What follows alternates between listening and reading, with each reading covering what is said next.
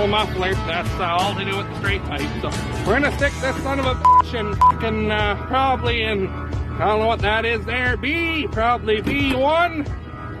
We got this big fucking thing behind it. We're gonna just step it out of the way.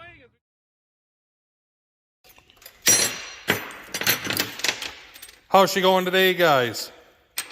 Well, never mind the kids' disaster. We'll go look at my disaster. Mine and Amanda's disaster. Oh, got the 895 in here. Brought it home a few days ago. Took the triples off and washed it. And Amanda and I spent the last, well, it'll be 2.5 days now, but we just got the old harnessing out for the flexi coil. And then we took off the old proportionator pump. There's the rest of the harness.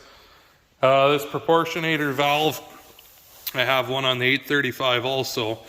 This is what allows this tractor to run big orbit motors on the big fans like on that flexi coil without the Atom Jet. But it was maxed out on it and it wouldn't have enough to do what I need it to do on the on this Seed Hawk here. The way that thing works is it gives priority to your fan, and it takes the flow, from your main valve block, and it also takes flow from the steering. From what I understand of it, it's kind of a black magic mystery box there, that thing, but it takes flow from here. Takes flow from there. I just lied to you. I just clued into it. That's not flow, that returns. So that's a return side. Ties in here, returns in there, takes flow from there because the pumps on here are stacked, right? They work together. Okay, forget everything I just said. That thing there, so I mean it's still taking flow from both pumps. So instead of your flow going into the valve block here, this hose was out here, tied into the top of that thing, and then it returned into this, and also had a case drain. And what that allowed was on that fan was given priority, so it got all the flow the tractor could give.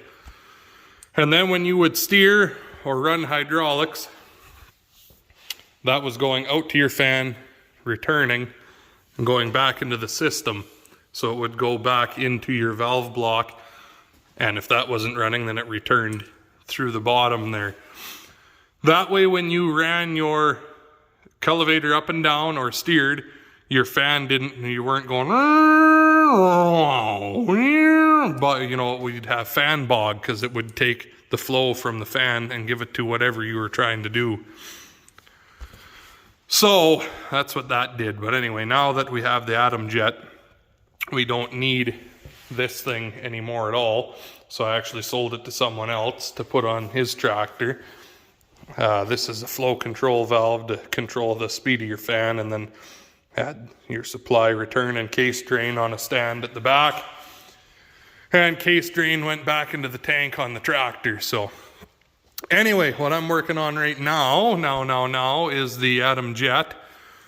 I've got the our valve block mounted back here now. So it's up nice and high.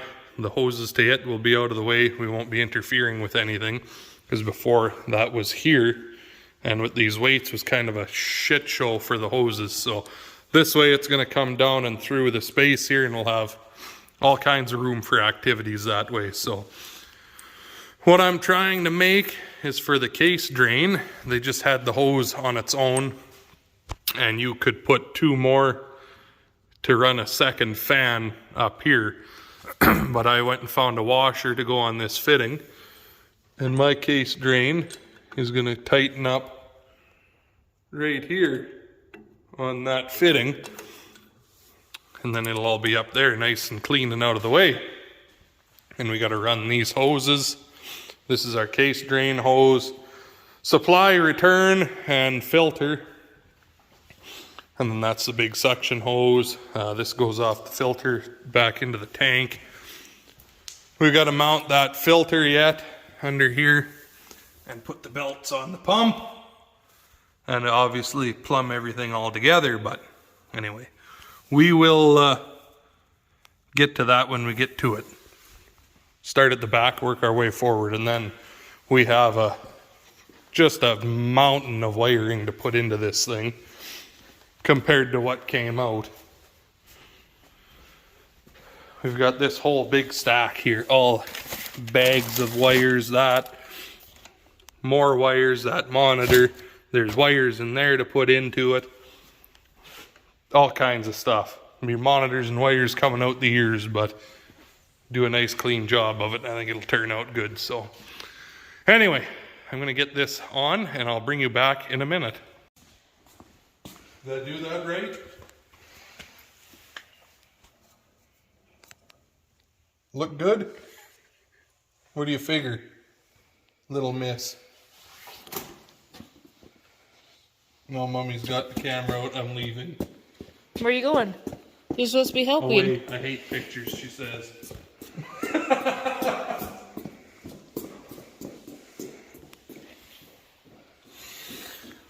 Well, there's a light bulb here. I just got the case drain ran through and hooked up. And they give you quite a bit extra hose here, but that's all right.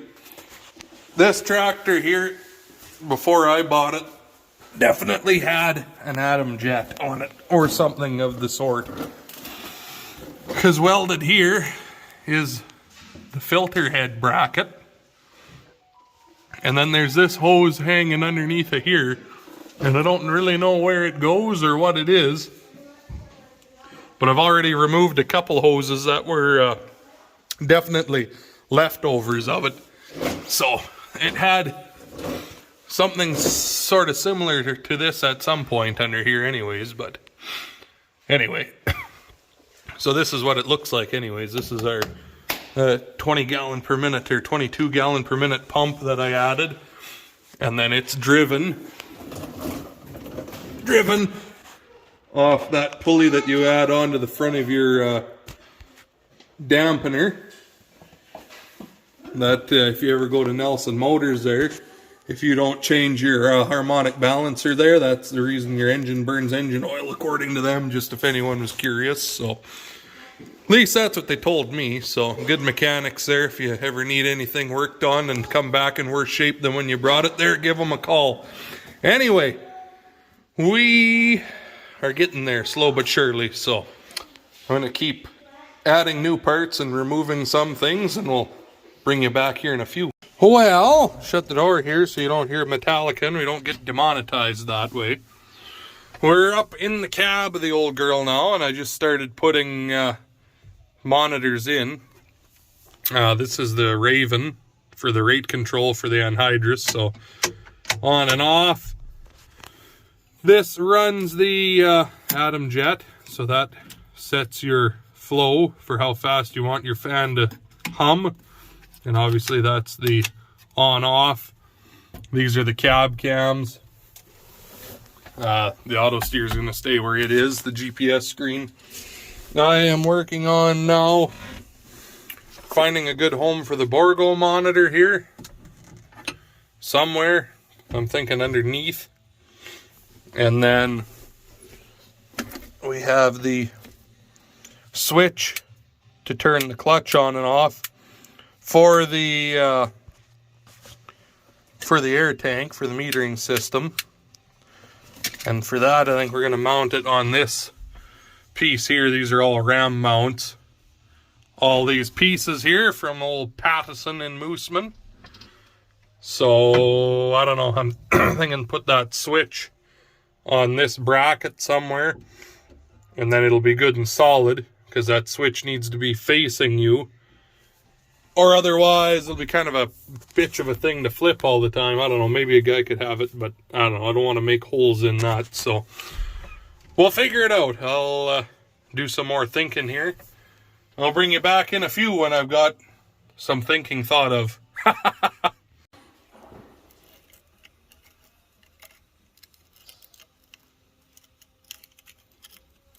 Some days, just, you know, you just gotta say, fuck it. Oh, goodness, that's hard to do one-handed. one of you guys made that and mailed it to me. That's pretty fucking awesome. So I figured I'd show you that. Anywho, what are we doing now? We've got to get, doesn't look like much on the video here, but we got to get all this threaded into the cab. So these two here are for the Atom Jet. One's a power wire, and then the other one goes to the valve on the back to control it. This one here is our cab cam, the power, and then splits off into the cameras, the 4 of them. This is the Borgo monitor and the switch box. This is for the Raven, for the rate controller, both of those. That's a power plug that I was going to use, but I'm not sure yet. This is my old fuse block that I had. It might get reused again. And then all of these are our cameras that have to get plugged into that and then go out to the back of the machine. I have everything in here now. Well, I've got that kind of dangling there because I started putting wires in, but I ended up flipping that, putting it on top. I just done a cleaner job. So the switch box has 2 sets of wires there. That one's a power wire, and then the other one plugs into that Borgo harness once we get it in.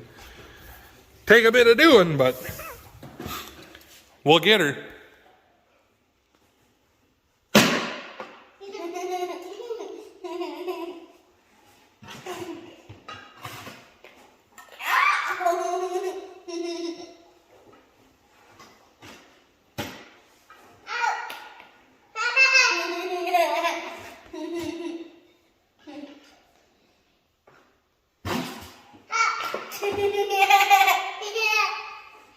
Holy sweet fucking flying baby Jesus.